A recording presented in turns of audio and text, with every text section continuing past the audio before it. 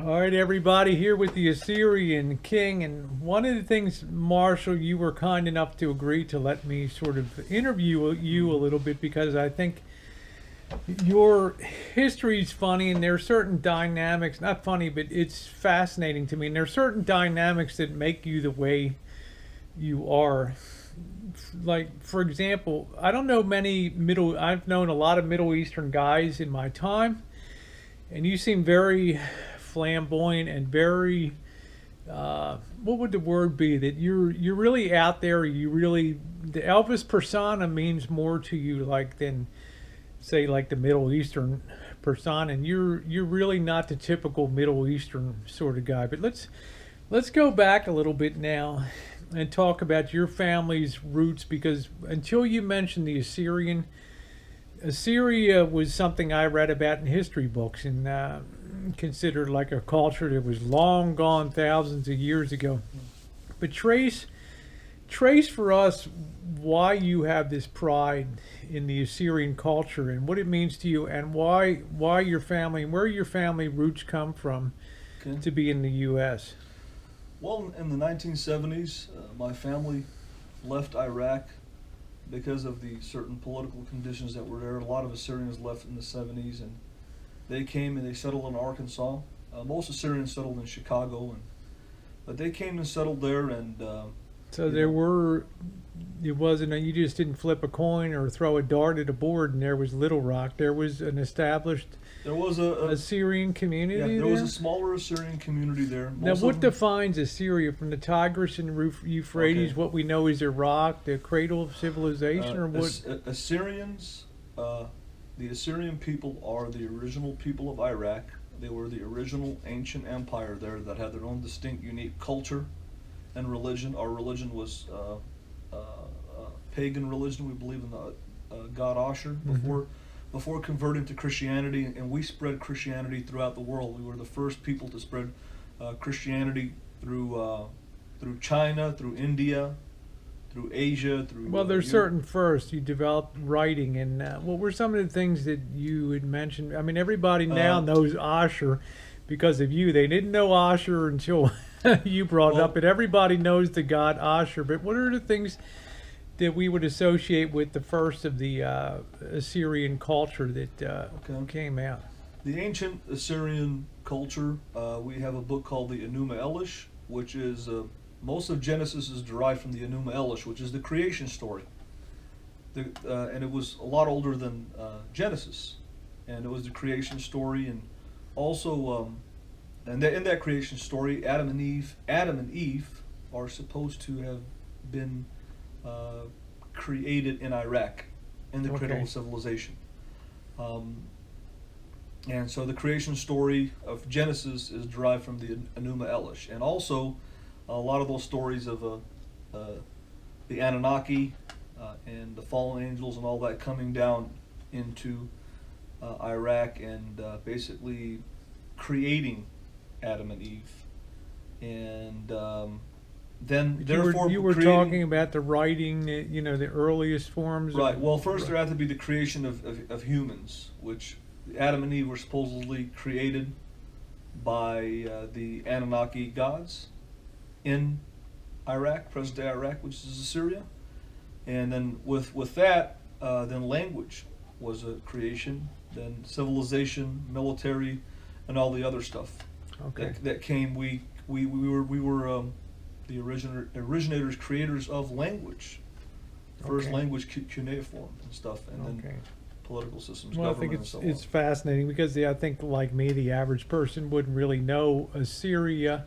They'd probably think Syria first and Damascus and those kind of places, but in actuality, Syrian culture really is Iraqi. The precursor of what we know is Iraq, and that culture now, which is an extremely ancient, the Tigris and Euphrates River. Let me just clarify something. The word Iraq is derived from the ancient Assyrian city Uruk, which is spelled U-R-U-K.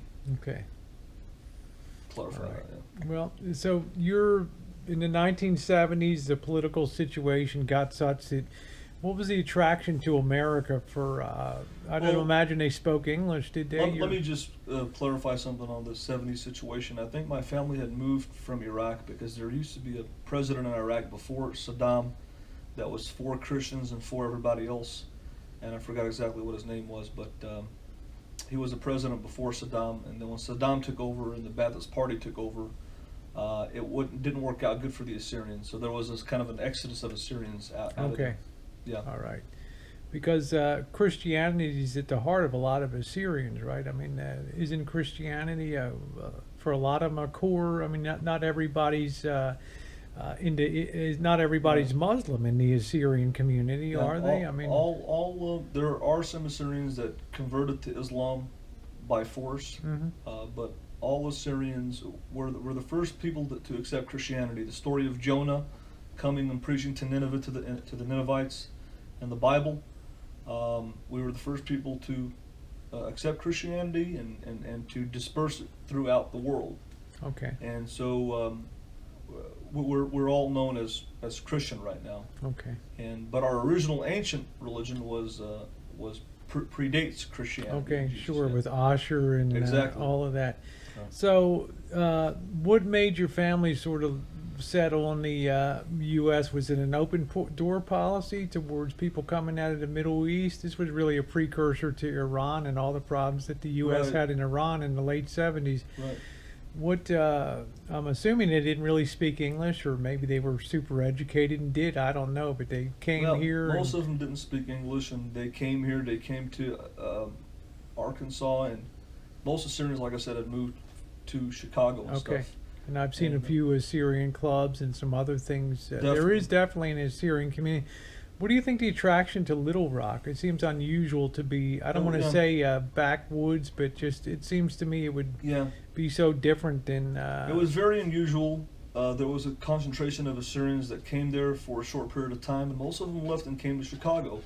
And just throughout the country, just to clarify, the largest Assyrian communities in America are Chicago, and obviously Michigan, Dearborn, Yep. Detroit, and then Canada's Toronto, and then California is like L.A., Modesto, Sears, Turlock.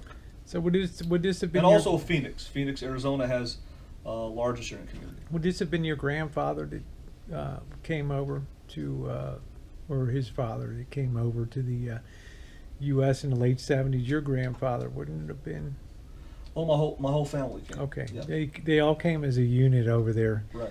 And pretty soon they got involved in the auto business. I mean, Yes. your family built up a successful automobile. My dad, he's retired now, but Mhm. he had had his own used auto dealership, and his name is Joe, and he would buy kind of cheaper cars and turn them over and make a profit, and Okay. everybody used to call him Too Low Joe.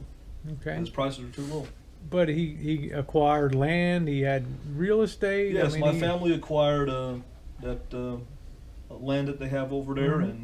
and so they acquired it, and it's they all pretty much moved and left there, and most of them are like in use in Chicago. So there's selling the land. So let's talk about you growing up now. You were the youngest of your Five sisters. five sisters, Yeah. which was like the opposite of mine. 5 boys and 1 girl was the oldest, and the boys followed. But in your family, you had the 5 girls, and we know Janet. We've seen Carol, and there's some other ones that we saw in the wedding and things. Mm-hmm. When did people start? Did you first notice? Because Elvis must have kind of been foreign to you, maybe not being in Little Rock, but when people started to say, "Hey, you know what? You look like Elvis and stuff." So, because obviously that started to affect you. Persona started to Well, be built around.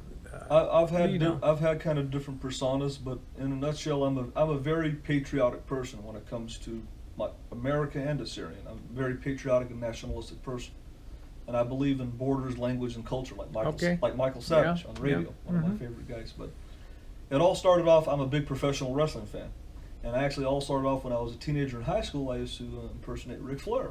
Everybody knows Ric Flair. Yeah, And then Ric Flair is the very boisterous WWF that Right. there's nothing modest about the guy. He's out there, he's in your face, and I'm the Exactly. best, and I'm the best that ever was. I'll be the best that ever. So you watched that wrestling and stuff on that, Right. and Well, I just wanted to fully answer the question. Like, I'm a big professional wrestling fan. I'm a big fan of Ric Flair, and so I took a lot of his persona. And then I'm also a very nationalistic person, patriotic toward my Syrian culture. mhm. So I took that.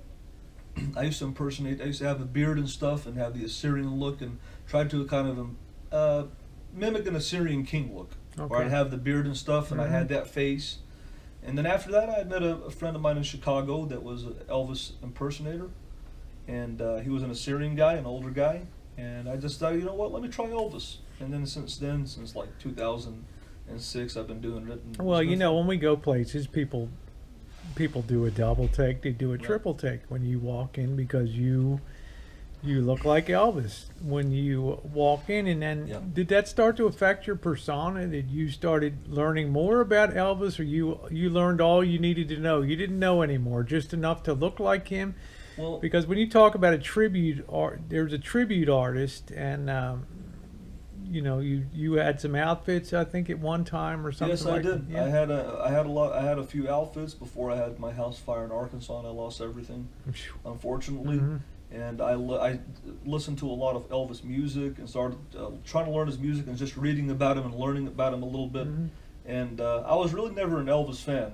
I was really more into professional wrestling, but then I just kind of started doing it, and I liked the look and the attention, and just kind of went with it. And I like it. It's cool. Yeah, you worked 15 years in security. Right. I know you were in Houston. I know you were in Little Rock. What attracted you to go into the security business? Well, I think being I'm a free-spirited person, being a van dweller, wanting to live in a van full time, and wanting to have my own privacy. At a very young age of 18 years old, I had left my dad's place and went on to live on my own, and got apartments and everything. And it was I just needed a job and everything, and just kind of worked it for years. And I learned. Did you enjoy it? Because I remember your discussions that we would have when you would talk about Verizon and how terrible like some of the days were when Right. you had to show your badge to get in, and people just Right. wanted to sort of bust your chops and not show the badge, and it made you look like kind of the bad guy, or you'd be working at the hotel, the Right. Motel 6, and have to tell people you can't do that stuff. Right. Did you mind that stuff of security? Wasn't that a pain in the ass to do that kind of It stuff? was. I enjoy the job of a security officer. I enjoy the industry. I like the line of work, but the problem is that the people that don't want to comply, yeah, it is difficult to be in that environment. Yes. Yeah, but you still want to pursue that as a career. Yes, You had I- talked about Yeah. I'd like to get into a kind of a higher career in security, like do the loss prevention store detective, mhm.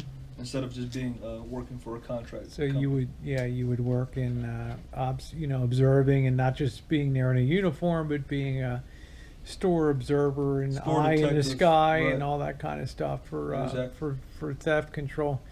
Well, this is going to wrap up part one of the interview with Marshall, and stay tuned to part two. We're going to tear into a little bit about how Marshall evolved, the Class B, the love of the Class Bs, what stimulated that, why he's such an advocate of the Class Bs, and why he is such a out and in your face kind of guy when it comes to opinions and national pride and WWE and all that. So stay tuned for part two. Love it, hate it, you will watch it. So You're looking at the man. all right. Learn to live with it, learn to love it. All right. Woo! Stay tuned for part two.